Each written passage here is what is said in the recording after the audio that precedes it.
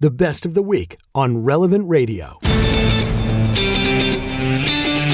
Adrian Kershaw is part of a movement to make corporations uncomfortable. Everything's getting more expensive, and we're all feeling that pinch. And so for us, it matters that we stand up for ourselves to hopefully let the corporations know that they can't run everything. She's joined the Economic Blackout, a grassroots movement by the People's Union USA to combat what they call corporate greed and economic exploitation. It's a all of us thing. All of us need to stick together because these policies and the things that are happening, they affect everybody. This boycott, just one of many nationwide, trying to send a message. It's the Drew Mariani Show on Relevant Radio. I spoke to somebody about it today. He says, I went and shopped. He says, I was out. He says, I don't think anybody, boycotted on Friday. Parking lot, I went to the mall I went to, he says it was jammed. We've heard story about Amazon. There's been stories about questionable business practices, warehouse workers pushed to their limits, small businesses crushed by their dominance. A CEO has more money than some countries, and yet people still buy and they click and they still stream.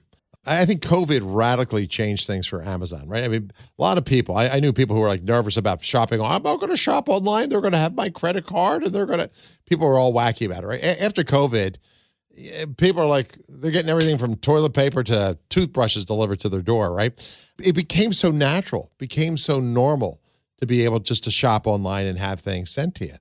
I don't know if you feel guilty when you order from Amazon. Do you feel guilty about supporting this behemoth, this giant organization? You can click that buy now button. The package shows up on your door. You don't think twice about it. It's convenient, honest. Sometimes it may be even necessary. But here's the thing. Is it ethical? This is what I want to talk about. Is it ethical? By engaging and feeding the beast, are you complicit in some way with those conditions, with evil? Is it unrealistic to expect individuals, everyday customers, to bear the full weight of fixing a broken system? Some would say, if you don't like it, just stop using it, right? Just stop using it. Buy from somewhere else.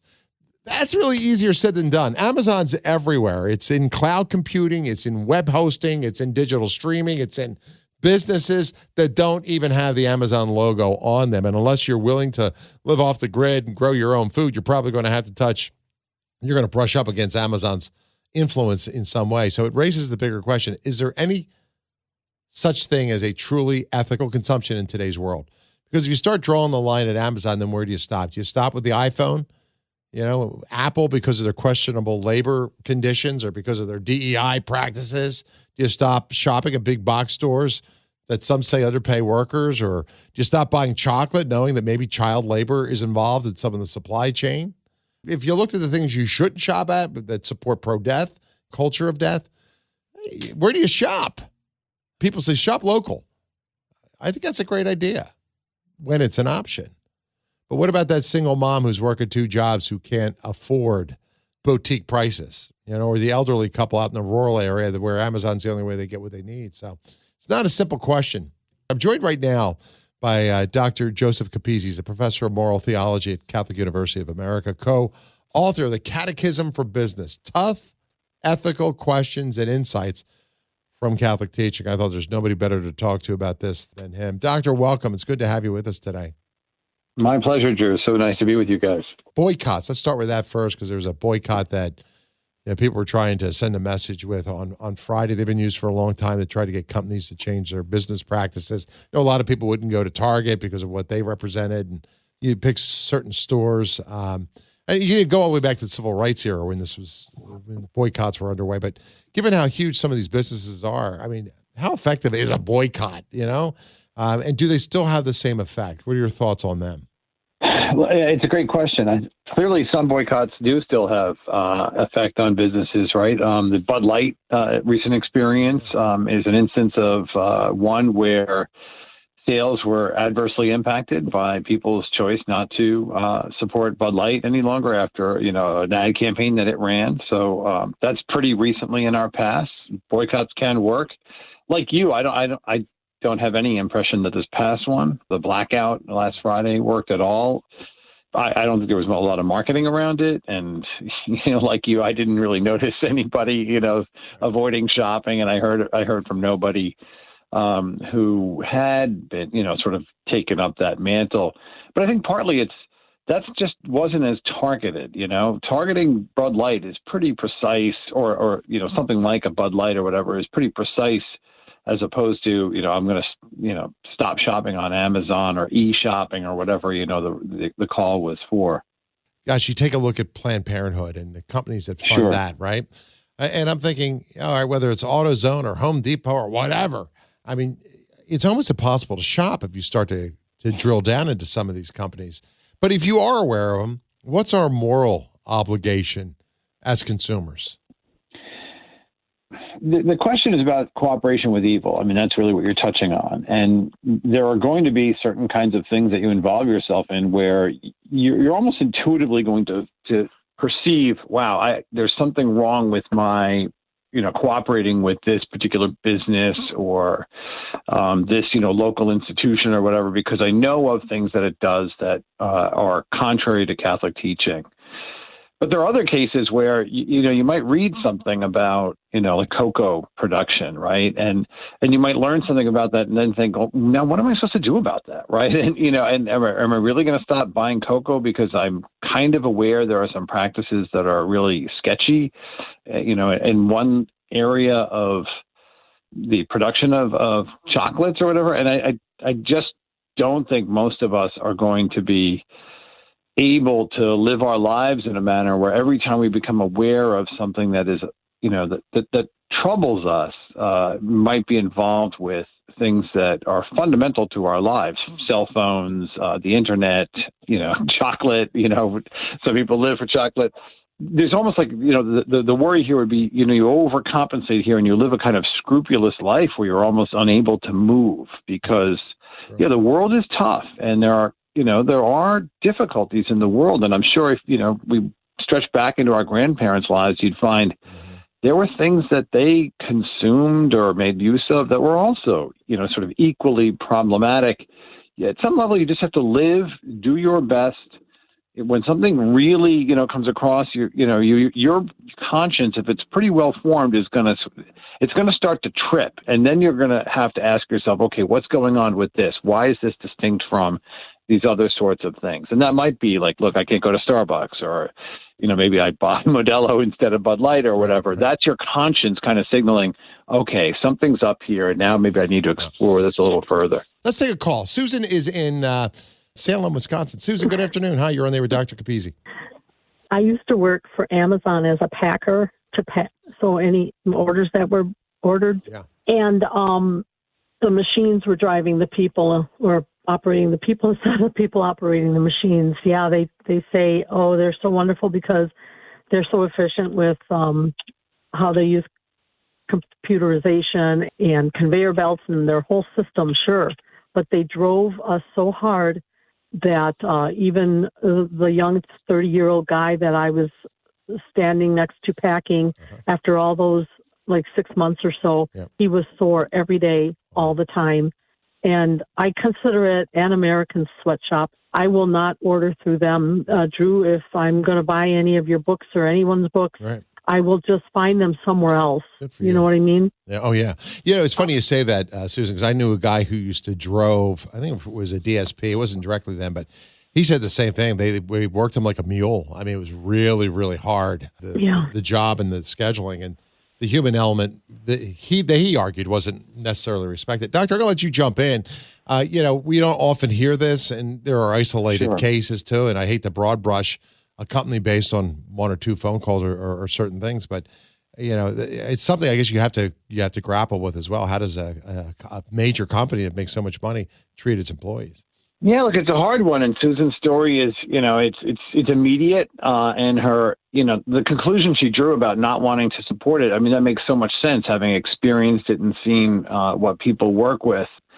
For many of us, and this is why Amazon's so enormous, it's so convenient, right? It's, like you can, while you're at your work, get your whatever laundry shopping done, or maybe even some clothing shopping done, and that convenience makes it very appealing to people, and A lot of people just don't have time. Like you said, like a single mom working, trying to figure out how do I get all this stuff done, and knowing that like when I get home, I can have the packages waiting for me or imminently to be delivered. It's tough to say to that woman, you have to stop shopping there. You have to think about something else. I do think, like a lot of us, and like Susan was saying, if I can do something locally, I'm going to do it locally. One way that, like, I know my own family does it is whenever we're traveling and we're like going through a town or whatever, we're going to look for the local diner or some local barbecue place or whatever instead of McDonald's, because we love to support the local places and get a little bit of a flavor of a town we may not be visiting, but we're just passing through. But for us, that makes sense in that context. We're traveling. There's a kind of, trapped in the car. You're on the highway. It's a different thing than you're in the middle of the work week. Right. And, you've got to pick up your kids and take them to hockey practice or to violin or whatever it is, you're juggling. And Amazon is extraordinarily good, like convenient in that context. And also people can bargain shop as well, I was saying the same thing to Nick. I mean, you have a multiplicity of choices for what you want to buy, compare prices, the convenience of having it shipped to you immediately. Yeah, there's a lot, but you keep feeding the beast and it gets bigger and bigger. And it does take a toll on small business. Walmart was the same way. They go into areas and a lot of the mom and pop hardware stores and shops would suffer. And to me, it always raised a moral question. Do you shop because the price is $1 cheaper? Do you go there, and does somebody's livelihood and small business suffer as a result of it? There's this principle in Catholic teaching. It's one of the great treasures of Catholic social teaching. It's that principle that gets overlooked, I think, today in this culture where everything is done online. It's the principle of subsidiarity. And it holds, I think, a lot of wisdom in terms of how we should maybe take care of one another. And at the core is this decision when you go shopping or whatever, the decision should be made at the lowest possible level. It's not just shopping. Yeah. In other words, problems should be solved by the people closest to them, by families, local communities, or churches, or small organizations, rather than some giant, distant, centralized authority, unless it's absolutely necessary. And this principle isn't just some modern political idea. It's rooted in our Catholic teachings, and a number of encyclicals have been written about these things. Let's talk about that, because it's so easy to shop the Walmarts, the Amazons, the Home Depots, these giant institutions that just get bigger. And the local hardware store guy's drowning out. The local clothing store is getting crushed. The local grocery guy is being squeezed. What obligation do we have to put into effect this principle of subsidiarity? I'm thinking of it in light of supporting local businesses. It's a tough question to answer in terms of obligation, because if I am the sort of typical American shopper, one of the first things that I'm looking for is a bargain. I'm looking for something that I can afford. And I don't know if you've ever done this, Drew, but I'm sure people will go into like a Barnes & Noble or a store locally, and they'll look at stuff and they'll say, oh, yeah, I really want this thing, and then go order it online because they can get it 10 or 15% cheaper. And do they have an obligation to the store? To some extent, that's what killed Barnes & Noble in the first place. Now it's coming back, and I think it's partly because people even themselves recognize, like, the truth of subsidiarity is not even so much like the imposition of an obligation, but it's more natural to us, right? It's more natural to be local, to live a local life where you're connected to the store owners and restaurant owners, and they to your business and so on.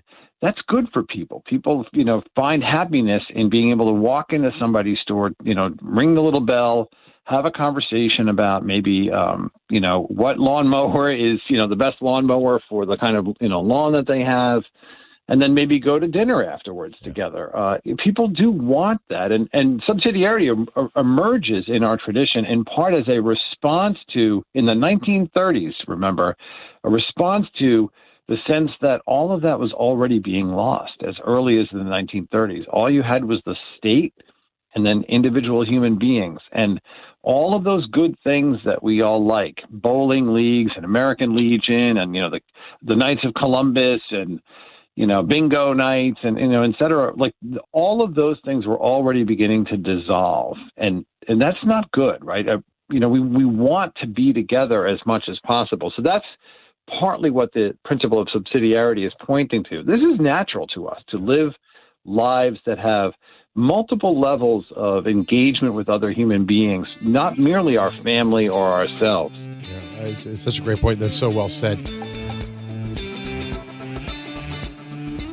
Hey, like what you just heard? Then share it with your family and friends. And thanks for listening.